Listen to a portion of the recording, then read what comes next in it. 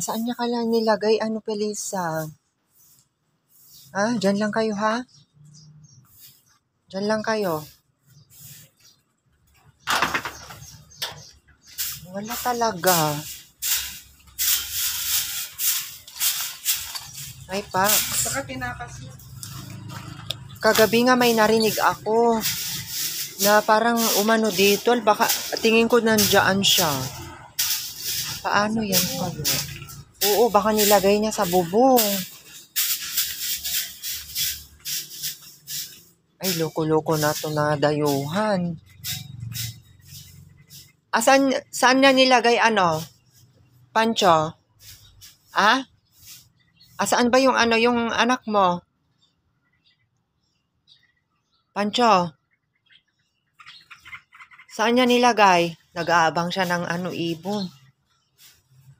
Wala pang laman yung ano niya. Kasi nandito pa sila kahapon. Ayan o. Ayan o, wala na. Wala. Ayan o mga kalisan, wala na. Wala na sila o. Ayan o. Ay, yung ano naman yan. Yung, ayan o. Wala na. Yung anak ni Dayuhan. Ewan ko kung saan niya nilagay.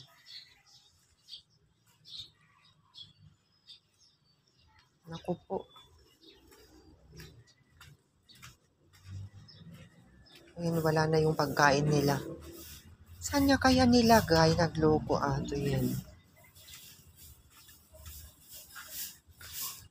Diyos ko. Tingin ko dito niya nilagay ate oh. Dito niya nilagay. Kasi nung kagabi, nung nagmamap ako, parang may narinig akong kumanon siya na pusa. Tingin ko dito niya tinaas. Ang loko naman nitong dayuhan na to. Paano ko yan dalawa yun, ang cute. Ganyan ang kulay niya yung isa, puti. Sayang naman pag siya. Wala naman siya dito sa mga halaman.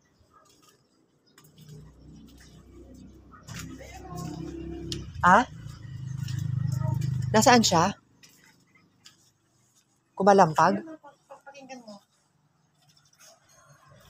Baka tinaas niya doon sa taas. Doon niya siguro nilagay sa taas. Hindi mo pwede yun. Sabay mga kasama yun niya igalagay. Oo, sa kisame siguro. Baka naman sa ibabaw ng nero Dito, ang alam ko, dito niya nilipat. Gaan. Kaya nga, hindi kagabi, may narinig akong nagmimiyaw. Pero parang kumalampag dito banda, kaya alam ko dyan niya nilagay kasi naglaglag yung dyan nagmamap ako kagabi. Baka dyan na tinago. Di ba Oo. dyan sila nagtatago pagkakon yung mga pusa? Dito. Kasi ito yung lutuan dito. Oo. May nalaglag na parang agiw kagabi. Alangan naman lalabas ako gabi na. Oo nga. Hindi, dito siya nanggaling kanina. Nakatingin siya sa taas. Si Pancho. Baka andyan sila. Sa bagay, ibababa naman niya yan. Ang ganda na nga yung nandoon na Ang ganda na nga ng higaan nila. Mamamatay yan pag mainitan sila dyan. Hindi, alisin din niya siguro. Ay, ang loko. Ayan, tingin ko nandun siya. Doon sa taas. Alisin din niya siguro. Oo, siguro alisin naman niya yan. Ibabalik din niya siguro.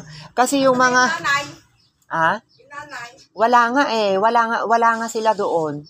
Kaya alam ko baka nandyan siya nagpapadede sa taas. Baka andyan yun, alisin niya yan. Marunong din naman siya. Ewan ko yung mga pusa talaga, no? Mag-explore sila, nag-explore. Nag-explore siya.